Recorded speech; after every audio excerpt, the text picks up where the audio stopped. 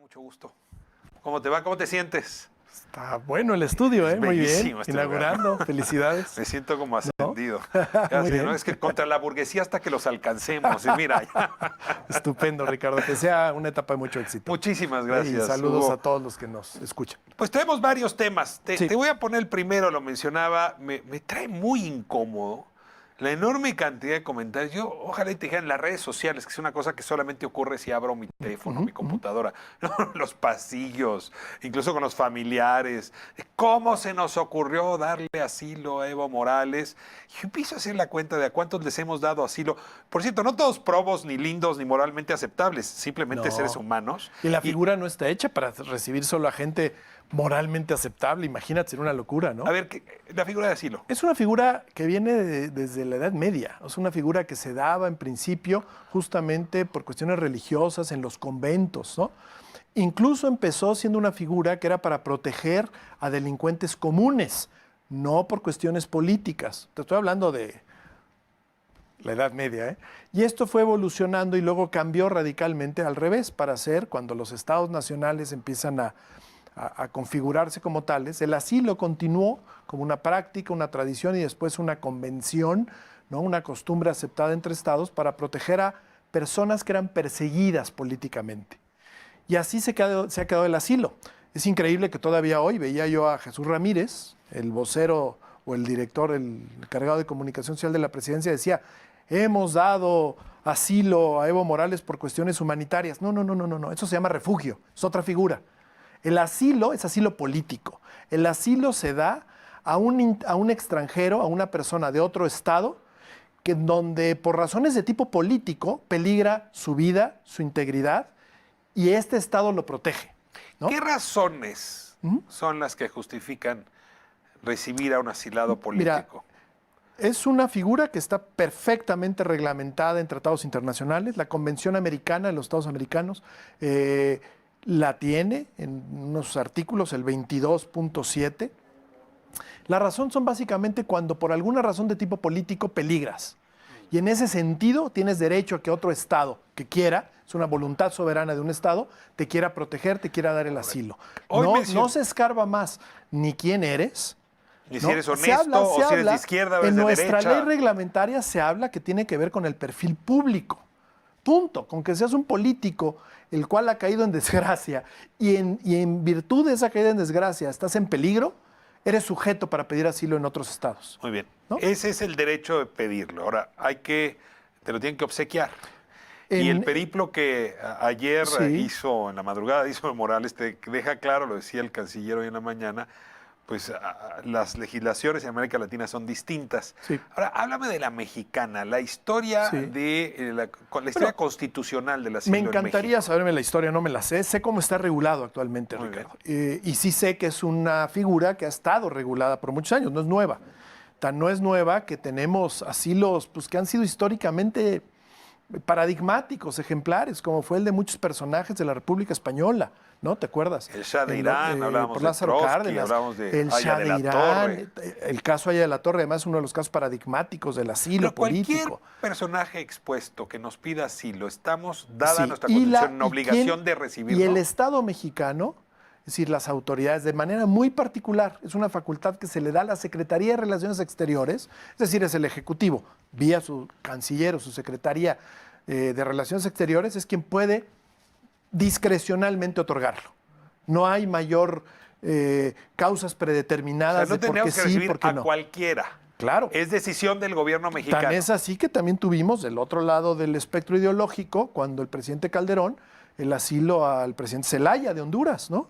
O sea, aquí no es para gustos. A ver, esto es un tema. Es que la polarización otra vez que estamos viviendo, querido Ricardo, que divide y todo lo quiere problematizar y todo lo quiere utilizar, ya sea con la fanaticada a favor o con toda la oposición en contra. Sí. Y la verdad es que hay temas que no cruzan necesariamente en esa división. Jurídicamente ya me diste la explicación. Jurídicamente está en nuestra Constitución, en el artículo 11 se percibe, y hay una ley reglamentaria. Políticamente es un acto atinado.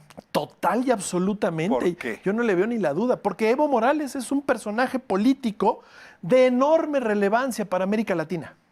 Independientemente si eres de derecha, de izquierda, Evo Morales fue un presidente que ha sentado y que ha antecedentes únicos en el continente. ¿Cuál? Pues el primer presidente indígena contemporáneo, un presidente que además dio muy buenos resultados bajo los números de liberales más duros, ¿eh? Es decir, sí cambió, era el único país hasta hace unos meses con crecimiento positivo importante en toda la región. O sea, es un personaje que sí cambió la relación de fuerzas, sí cambió el desarrollo y sí puso la prioridad en la gente que nunca se le había puesto, que es básicamente la población indígena de su país. En ese sentido, Evo Morales es un gran personaje, un gran personaje. No estoy poniendo ya bueno, malo, regular, no, es un gran personaje. Ahora, nos regresa una tradición, para un asilo político y nos regresa una tradición que México tiene para personajes de todos los colores. Y eso me parece que es una enorme virtud, perdón Ricardo, del país. De la política exterior del país, ¿no? Y nos coloca en un lugar en el que no estamos, es decir, en la discusión latinoamericana. Totalmente. Tengo la impresión, deja compartir contigo esta sensación. O más bien, que sí estábamos entrando y no por el camino que más nos gustaría, con el tema migratorio. Las críticas latinoamericanas hacia México, con el tema de cómo tuvimos en gran medida que empezar a acceder a las imposiciones trompistas, digo, eso no estaba siendo calificado de una manera positiva, ¿no? Esto cambia en buena medida y recuperamos un elemento que nos daba mucha fortaleza como líder de la región. Ahora está escuchando mucho que esto nos va a confrontar con Estados Unidos.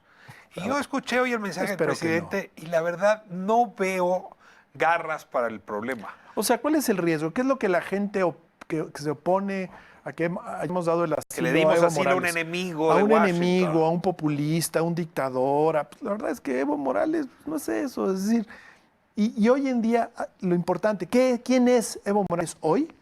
Es un presidente de puesto. Punto. ¿No? Punto. O sea, es como ayer, ¿no? Eso no es golpe de Estado, por favor. O sea, si eso no es un golpe de Estado, ya el idioma está dejando de tener significados por la polarización en la que nos encontramos. Es ridículo, ¿no?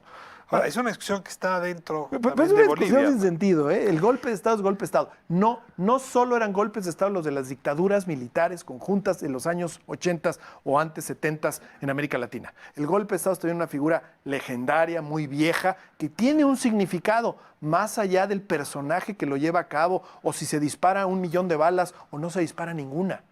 Es cuando se rompe el orden constitucional por los propios elementos que tiene configurada el Estado. Por eso se llama golpe de Estado. Entonces, otra vez, discutimos si lo hay. Pues claro que lo hubo, como también creo que lo hubo una elección sucia. Ahora, ¿no? O sea, pues sí lo hubo. Se equivocó Evo Morales, yo creo que él mismo lo reconoce. Cuando Evo Morales acepta el informe de la OEA y dice hay que volver a convocar elecciones, estaba aceptando que la cosa no había salido bien. Obviamente ya tenía gente en las calles, ya empezaba a haber una enorme protesta, pero lo reconoció. El tema es que yo creo que ya se han echado a andar las fuerzas que lo querían destituir, ¿no? Y no pararon. ¿Cómo hacer para que podamos hablar de Bolivia sin que a propósito todo el tiempo estemos metiendo por la puerta de la cocina a México? Como si tuviéramos que leer ahora ya somos, a México en clave boliviana. Ya vamos, sí, además se pregunta a todos lados. Sí. ¿Vamos a ser como Bolivia? A ver, también es otra de las cosas que se han devaluado tanto, ¿no? Los análisis de política comparada o de derecho comparado. Es decir, ¿qué países realmente como México tienen las mismas características, el mismo tamaño, la misma población, los mismos problemas, el mismo federalismo? Ninguno. Entonces ya esas comparaciones, verás, cuando hay un elemento a analizar, analicémoslo por sus méritos y veamos si realmente tenemos algo similar en México.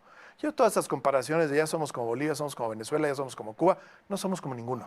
Somos como México, totalmente. Somos como México en el año 2019, con una realidad muy compleja por dónde venimos y en dónde estamos hoy en día, y que realmente tenemos que unirnos mucho más de lo que estamos, mucho más quizá de lo que hemos jamás imaginado, para poder juntos llevar al país a mejor lugar. Ahora, mira, esta polarización. Lo estás haciendo tú, yo también. Claro, es que esta polarización. ¿Qué miedo me da Bolivia? Nada más uno, sí, Sí. Que no haya un común denominador. decía yo ayer, que no haya sentido común, es decir, un sentido de comunidad, porque cuando no hay común denominador, te encuentras con que ahora no hay forma de nombrar presidente interino, porque no hay forma de lograr los 51% de los votos necesarios. Sí, ese sí es un tema que yo te diría solamente es boliviano, Sí, ¿eh? sí. Esa polarización, a mí sí me da miedo, no te lo niego. Nada más retomo otra vez, ¿ves como si hubo golpe de Estado? Si no hay bajo el orden constitucional a quién nombrar o cómo nombrar presidente, o sea, ya dejemos la discusión, ¿no? Claro que lo hay. El Estado boliviano está en crisis. Se tiene que reorganizar de manera excepcional para poder salir de la crisis y volver a meter al país al orden constitucional. Yo diría en la misma constitución que tienen, que les ha dado muy buenos resultados, ¿no?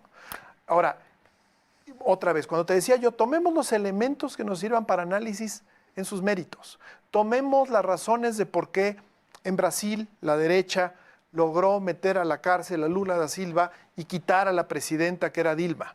¿Por qué? ¿Qué sucedió? ¿Cómo se dio? Hay un estupendo documental por ahí, ¿no? Que lo explica con todo. El Lavallato, justamente, se llama como el caso. No, y el otro, el de al filo de la democracia. Es buenísimo, lo explica muy bien. ¿Qué pasó en Bolivia? ¿Por qué los militares estaban tan empoderados para hacer sugerencias de nivel político, tan fuertes, obviamente, que hicieron que renunciara al presidente, ¿no? Se lo sugirieron. Si un militar te sugiere, bájese usted del coche, yo me bajo del coche. Yo creo que el presidente Morales les agradeció que hubieran solo sugerido, porque en otros casos ese es el riflazo, ¿no? En la oficina. Pregúntenle a Allende. O sea, ¿qué tenemos que tomar ahí? Pues ojo, a los militares, a sus funciones. Lección. Pero hasta ahí. No más, no somos Bolivia. El ejército mexicano no tiene nada que ver con el ejército boliviano, nada que ver, ¿no? Entonces, tomemos cada problema por sus y méritos, traigámoslo y entonces sí analicemos a ver qué sucede con el ejército en México. No tenemos. Esa es una buena. Esa es otra. Y así lo analizamos. Y con el ánimo de polarización. Te voy a llevar a otro terreno. Sí, por supuesto. El día de ayer. ¿Acabamos así, Lu? ¿Terminamos? ¿Tienes algo más que decir? Tenías tus.